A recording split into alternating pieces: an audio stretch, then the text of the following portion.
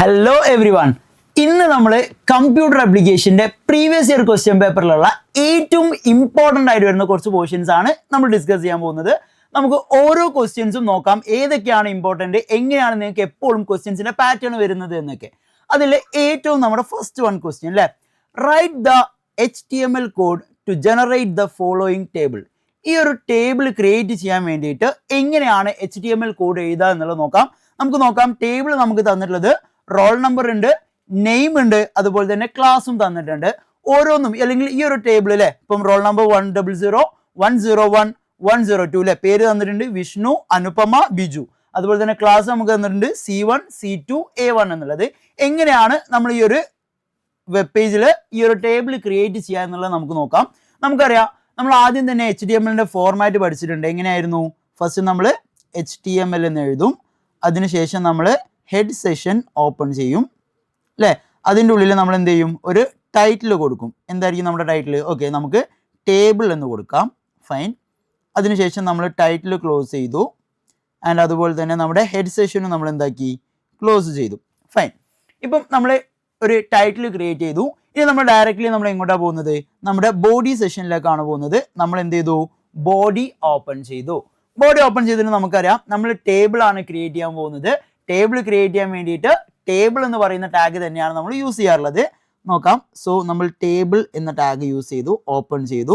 നമുക്കറിയാം, ടേബിൾ എന്ന് പറയുന്ന ടാഗ് നമ്മൾ യൂസ് ചെയ്തിട്ട് എപ്പോഴും ഇതേപോലെ ഒരു ടേബിളിന്റെ ബോർഡേഴ്സും അതിന്റെ ലൈൻസും വരണമെന്നുണ്ടെങ്കിൽ നമ്മൾ നിർബന്ധമായിട്ടും കൊടുക്കേണ്ട ഒരു ആട്രിബ്യൂട്ട് ഉണ്ട്. ബോർഡർ എന്നാണ് ആട്രിബ്യൂട്ടിന്റെ പേര്. അതിന്റെ സൈസും നമ്മൾ ഡിക്ലെയർ ചെയ്യണം. സോ ടേബിളിനുള്ളിൽ ഞാൻ എന്ത് ചെയ്തു, ബോർഡർ എന്ന് കൊടുത്തു. എന്നിട്ട് സൈസ് ഈക്വൽ ടു അറൌണ്ട് ഒരു 2 പിക്സൽ രീതിയിൽ എന്ത് ചെയ്തു, അതിന്റെ സൈസ് ഡിക്ലെയർ ചെയ്തു. ഇനി നമുക്കറിയാം, ഒരു ടേബിളിലെ എല്ലാ കണ്ടന്റും അത് റോ വൈസ് ആണ് എൻ്റർ ആവുക. നമ്മളിവിടെ നോക്കുന്ന സമയത്ത് ഇത് ഫസ്റ്റ് റോ, ഇത് സെക്കൻഡ് റോ, ഇത് തേർഡ് റോ, അതുപോലെ തന്നെ ഇത് ഫോർത്ത് റോ. ഇങ്ങനെ റോ വൈസ് ആണ് എന്ത് ചെയ്യുന്നത്, ഡാറ്റ എൻ്റർ ആവുന്നത്. സോ നമ്മൾ എന്ത് ചെയ്തു, TR എന്ന് പറഞ്ഞിട്ട് ഫസ്റ്റ് റോ ഓപ്പൺ ചെയ്തു. അതിൻ്റെ ഉള്ളിൽ നമ്മൾ ഓരോ ടാഗുകൾ എഴുതാൻ പോവാണ്.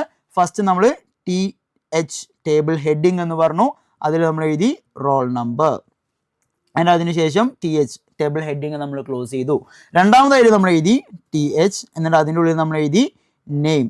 ആൻഡ് അതുപോലെ തന്നെ ആ TH നമ്മൾ എന്ത് ചെയ്തു, ക്ലോസ് ചെയ്തു.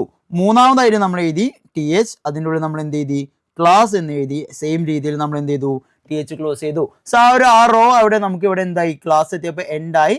ആൻഡ് നമ്മൾ എന്ത് ചെയ്യും, ആ ഒരു TR ക്ലോസ് ചെയ്യും. അതോടുകൂടി എന്തായി, നമ്മുടെ ഫസ്റ്റ് റോ കംപ്ലീറ്റ് ആയി. ഇനി നമ്മൾ സെക്കൻഡ് റോയിലേക്ക് വരുന്ന സമയത്ത് നമുക്കറിയാം 100 വിഷ്ണു എന്നാണ് പേര്, അതുപോലെ തന്നെ C1 ആണ് ഡാറ്റ. വീണ്ടും നമ്മൾ എന്ത് ചെയ്യും, TR ഓപ്പൺ ചെയ്യും. എന്നിട്ട് അത് ഡാറ്റ ആയതുകൊണ്ട് തന്നെ നമ്മൾ എന്ത് ചെയ്യും, TD എന്ന് പറഞ്ഞിട്ട് ഫസ്റ്റ് ഡാറ്റ 100. ആൻഡ് അതിനുശേഷം ആ TD നമ്മൾ ക്ലോസ് ചെയ്തു. ആൻഡ് TD സെക്കൻഡ് വൺ നമ്മൾ ഓപ്പൺ ചെയ്തു. അതിൽ നെയിം ആണുള്ളത്, വിഷ്ണു എന്നാണ് name. So we write the name as Vishnu. അതിനുശേഷം ആ TD നമ്മൾ എന്ത് ചെയ്തു, ക്ലോസ് ചെയ്തു. മൂന്നാമതായിട്ട് നമുക്ക് TDയിൽ വരുന്നത് എന്താണ്, അവരുടെ ക്ലാസ് ആണ്. C1 എന്നാണ് ക്ലാസിന്റെ നെയിം. ആൻഡ് അഗെയിൻ ആ TD നമ്മൾ ക്ലോസ് ചെയ്തു. അതുപോലെ തന്നെ TR ആ ഒരു റോ എൻഡ് ചെയ്തു, നമ്മൾ റോ ക്ലോസ് ചെയ്തു. ഇതുപോലെ തന്നെ ബാക്കി രണ്ട് 100 അതുപോലെ തന്നെ 102 എന്ന് പറയുന്നതും നമ്മൾ ആഡ് ചെയ്യും. ലാസ്റ്റ് നമ്മൾ എന്ത് ചെയ്യും, ടേബിൾ എന്ന് പറയുന്ന ടാഗ് ക്ലോസ് ചെയ്യും. ആൻഡ് നമുക്ക് പിന്നീട് ക്ലോസ് ചെയ്യാനുള്ളത് നമ്മുടെ ബോഡി ടാഗും അതുപോലെ തന്നെ HTML ടാഗുമാണ്. സോ ഈ ഒരു രീതിയിലാണ് നമ്മൾ എന്ത് ക്രിയേറ്റ് ചെയ്യുക, നമ്മുടെ വെബ്സൈറ്റിൽ ഒരു ടേബിൾ ക്രിയേറ്റ് ചെയ്യുക എന്നുള്ളത്. വളരെ സിമ്പിൾ ആണ്. ഇനി നമ്മുടെ സെക്കൻഡ് ക്വസ്റ്റ്യൻ അല്ലേ, എന്താണ്, ദ സ്ട്രക്ചർ ഓഫ് ആൻ എംപ്ലോയിയിലെ ഒരു ടേബിൾ നമുക്ക് തന്നിട്ടുണ്ട്. എംപ്ലോയി എന്ന് പറയുന്ന ടാഗാണ്. അതിൽ എംപ്ലോയി കോഡ് ഉണ്ട്, എംപ്ലോയി നെയിം ഉണ്ട്, basic pay, numeric pay, DA and അതുപോലെ തന്നെ ഗ്രോസ് പേ. നമുക്ക് അതിൽ ഒരു 4 സബ് ക്വസ്റ്റ്യൻസ് തന്നിട്ടുണ്ട്. നോക്കാം, ഓരോ സബ് ക്വസ്റ്റ്യനും നോക്കാം. ഫസ്റ്റ് നമ്മുടെ ക്വസ്റ്റ്യൻ എന്ന് പറയുന്നത് insert a record into the table. ഈ ഒരു ടേബിളിലേക്ക് ഒരു റെക്കോർഡ് ഇൻസേർട്ട് ചെയ്യാനാണ് പറഞ്ഞിട്ടുള്ളത്. ഡാറ്റയും നമ്മുടെ കയ്യിലുണ്ട്. ഏതാണ്? 1 രാജു എന്നാണ് പേര്, 25,000 15,000 ആൻഡ് അതുപോലെ തന്നെ 40,000. അപ്പോൾ ഡാറ്റ ഇൻപുട്ട് ചെയ്യാൻ വേണ്ടിയിട്ട് നമ്മൾ യൂസ് ചെയ്യുന്ന കമാൻഡ് ഏതാണ്? ഇൻസേർട്ട് ഇൻടു എന്ന് പറയുന്ന കമാൻഡ് ആണ് അല്ലേ. ഇൻസേർട്ട് ഇൻടു എന്ന് പറയുന്ന കമാൻഡ്. എന്നിട്ട് നമ്മുടെ ടേബിളിന്റെ പേരെന്താ? എംപ്ലോയി എന്നാണ് ടേബിളിന്റെ പേര്. So we write it as employees. Insert into employee. ഇനി നമ്മൾ എന്ത് ചെയ്യും, വാല്യൂസ് എഴുതണം അല്ലെ. ഏതൊക്കെയാണ് നമ്മുടെ വാല്യൂസ് എന്ന് എഴുതി. അതിനുശേഷം നമ്മൾ ബ്രാക്കറ്റ് ഓപ്പൺ ചെയ്തു. എന്നിട്ട് റോൾ നമ്പർ 1 എന്ന് എഴുതി. പേര് രാജു എന്നാണ്. We write the name as Raju. Character ആയതുകൊണ്ട് തന്നെ നമ്മൾ ഡബിൾ കോട്ട്സിൽ ഇട്ടു. അത് കഴിഞ്ഞ് നമ്മൾ 25,000 ഫസ്റ്റത്തെ വാല്യൂ എഴുതി. സെക്കൻഡ് 1015 ആണ് സെക്കൻഡ് വാല്യൂ, അത് എഴുതി. ആൻഡ് തേർഡ് 40,000 ആണ്. സോ ഈ 3 വാല്യൂസ് നമ്മൾ ഇൻപുട്ട് ചെയ്ത്. ഈ ഒരു രീതിയിലാണ് നമ്മൾ എന്ത് ചെയ്യുക, ടേബിളിൻ്റെ ഉള്ളിലേക്ക് വാല്യൂ ഇൻപുട്ട് ചെയ്യുന്നത്. ഇനി നമ്മുടെ രണ്ടാമത്തെ ക്വസ്റ്റ്യൻ നോക്കാം. update DA with 60% of basic pay. നമ്മുടെ ബേസിക് പേൻ്റെ അല്ലെങ്കിൽ അവിടെ കൊടുത്തിട്ടുള്ള എംപ്ലോയിയുടെ ബേസിക് പേൻ്റെ 60% ആണ് എന്ത് എന്ന് പറയുന്നത് DA അഥവാ അലവൻസ് എന്ന് പറയുന്നത്. അപ്പോൾ ഡാറ്റ അപ്ഡേറ്റ് ചെയ്യാൻ നമ്മൾ യൂസ് ചെയ്യുന്ന കമാൻഡ് ഏതാണ്?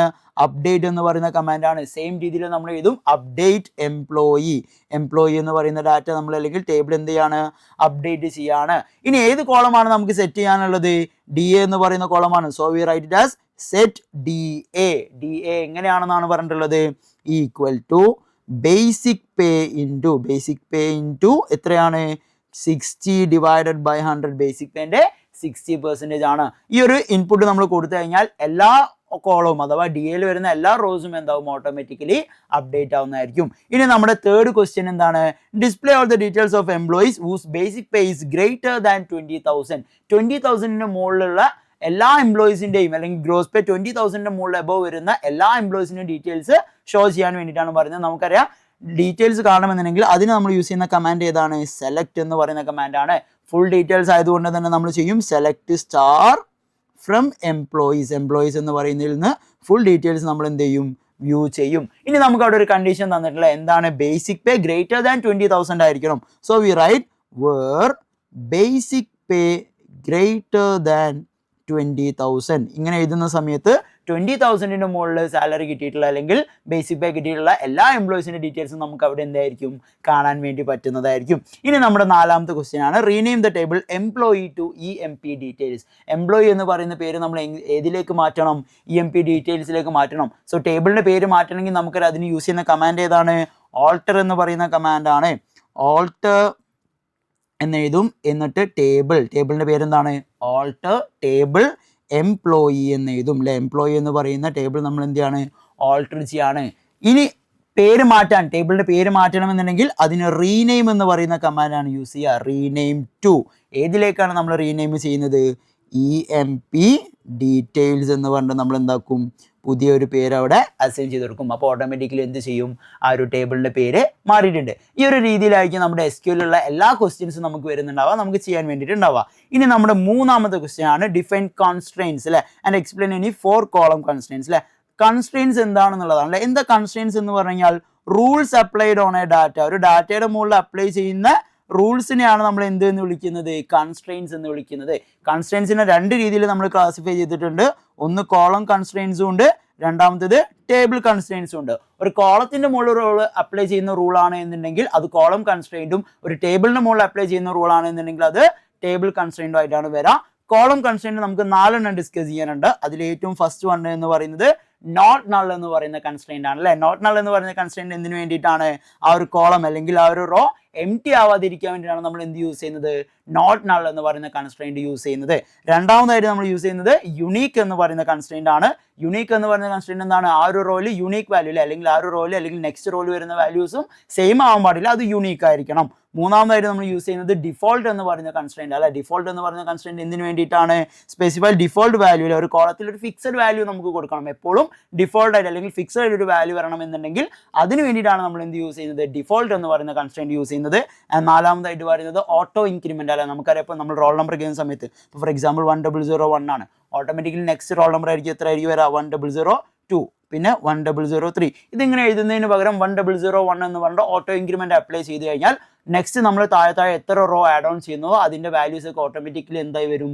ഇൻക്രിമെൻ്റ് ആയി വരും. സോ ഈ ഒരു രീതിയിലാണ് നമ്മൾ എന്ത് ചെയ്യാറുള്ളത്? കൺസ്ട്രെയിൻസ് എഴുതാറുള്ളത്, അഥവാ ഈ ഒരു ലൊക്കേഷൻ നമ്മൾ അവിടെ പ്ലേസ് ചെയ്യാറുള്ളത്. സോ ഇത്രയുമാണ് ഈ ഒരു വീഡിയോയിൽ നമ്മൾ ഡിസ്കസ് ചെയ്തിട്ടുള്ളത്. സോ ഈ ഒരു വീഡിയോ നിങ്ങൾക്ക് ഇഷ്ടപ്പെട്ടിട്ടുണ്ടെങ്കിൽ നിങ്ങളുടെ എല്ലാ ഫ്രണ്ട്സിലേക്കും ഷെയർ ചെയ്യുക. അതുപോലെ തന്നെ നമ്മുടെ ചാനൽ ഒന്ന് സബ്സ്ക്രൈബ് ചെയ്യുക. താങ്ക്